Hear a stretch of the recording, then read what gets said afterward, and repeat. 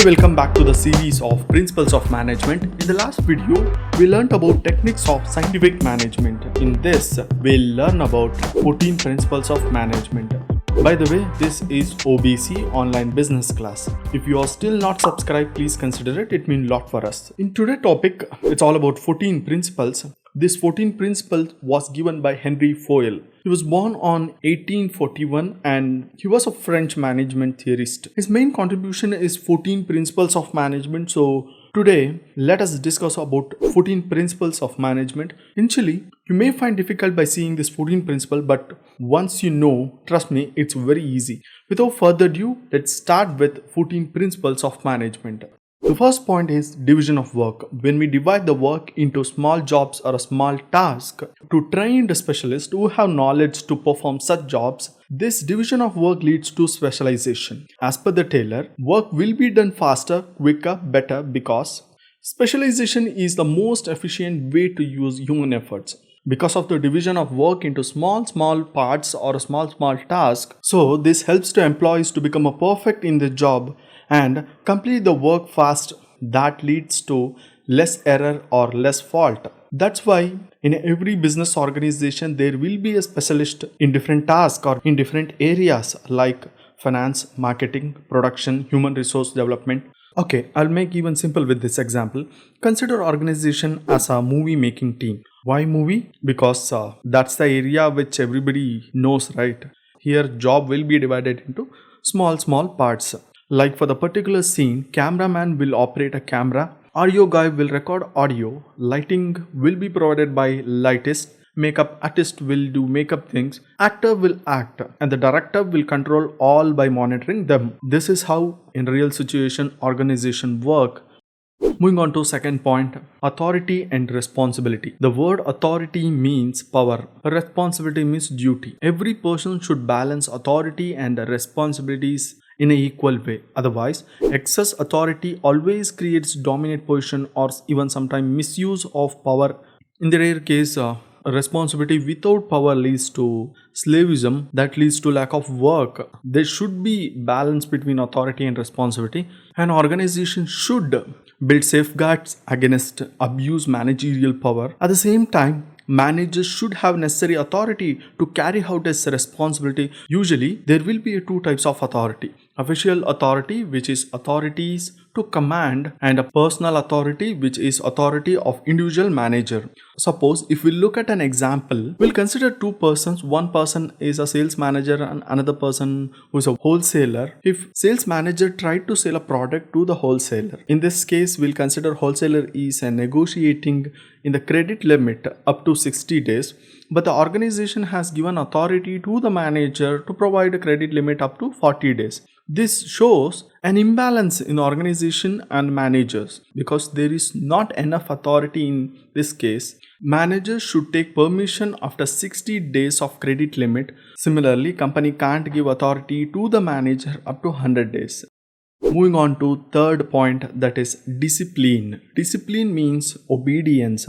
Obedience to whom? Obedience to organization rule, employment agreement. Everyone should maintain good relationship with each other by following rules and regulations for forming assigned task with honest and personal interest. These are all come under discipline. In order to maintain a discipline, it is required a good amount of supervision in all level. Moving on to fourth point, that is unity of command. As per the Taylor, there should be a one and only boss for every individual employees. If employees get order from two superiors at the same time, the principles of unity command is violated. Principles of unity of command is saying that or state that each participant in a formal organization should receive order from and be responsible to only one superior. Dual subordination should be avoided, otherwise it won't help to the organization. In order to prevent confusion regarding the task to be performed, this is essential, that is unity of command. Moving on to fifth principle, unity of direction.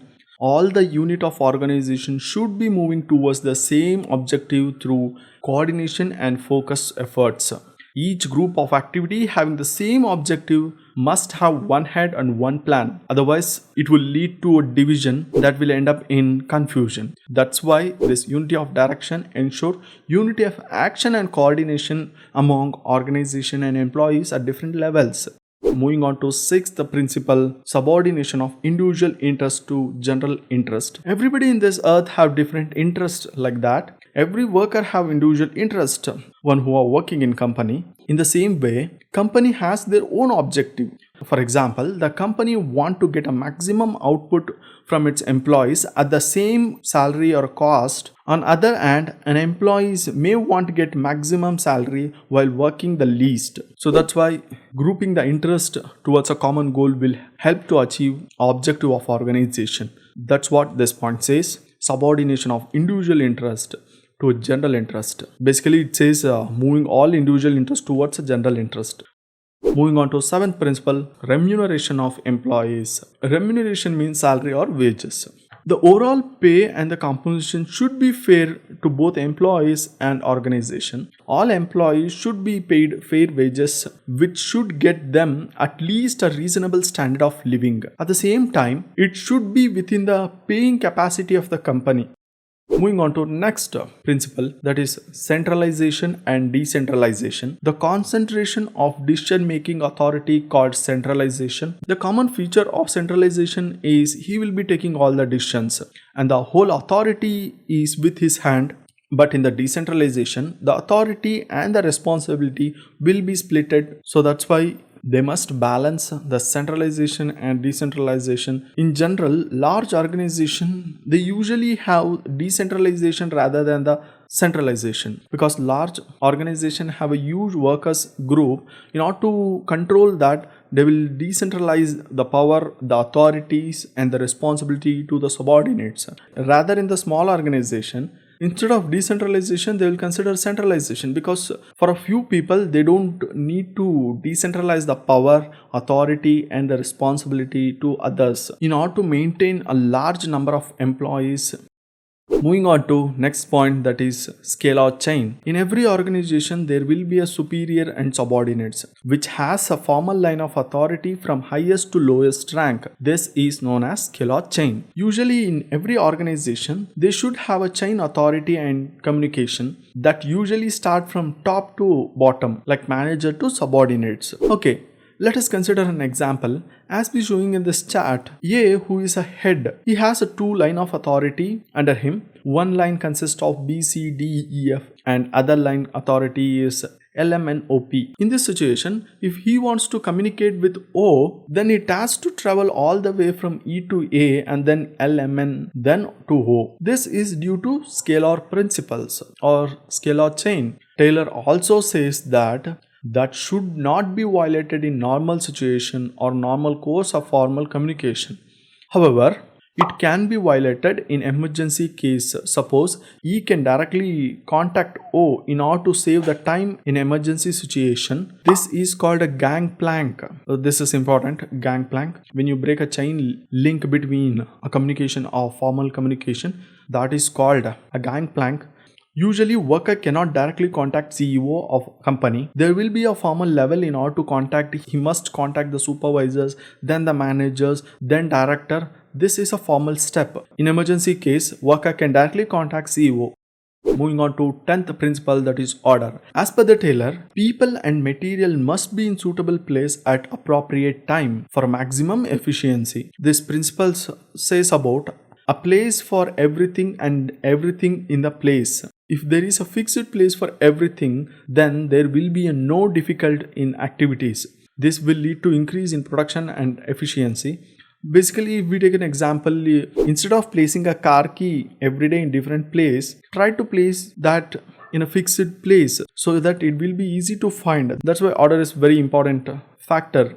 Next is equity. This point ensures loyalty and devotion. Failure does not rule out use of force to someone. Rather, he sends the message to the lazy person. Everyone in this company or in this organization is equal in the eye of management. There is no discrimination among any of a sex, religious, language, caste or anything, behalf of nationality or etc. In a practice, we can observe that nowadays in MNCs or multinational corporation, people of various nations working together in a discrimination-free environment. Moving on to 12th principle, that is stability of personnel. Workers should be kept their job or position for a minimum fixed term. They should have at least a minimum stability of time. If company fails to create a stability among employees, they would tend to leave the organization. Then this will lead to again redoing of all the process of recruitment, selection and training. The whole cost will be regenerated, then it will be high. That's why stability of personnel is essential. Then moving on to 13th principle, initiative. Initiative means taking the first step or self-motivation or a motivation. Initiate should be encouraged. Usually many companies have employee suggestion system. With a proper leadership, they can create initiate in the employee's mind. This result in higher production and that will also help to increase the profit. Moving on to next principles, that is spirit de corps. Management should promote teamwork, especially in the large organization, because otherwise management would be difficult.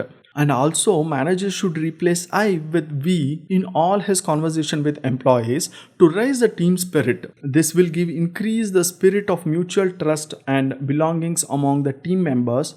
It will also minimize the needs of using a penalty. If you like this video, hit like, subscribe to our channel, click here to watch the next video, which is on difference between unity of command and unity of direction, or go back and watch methods of scientific management.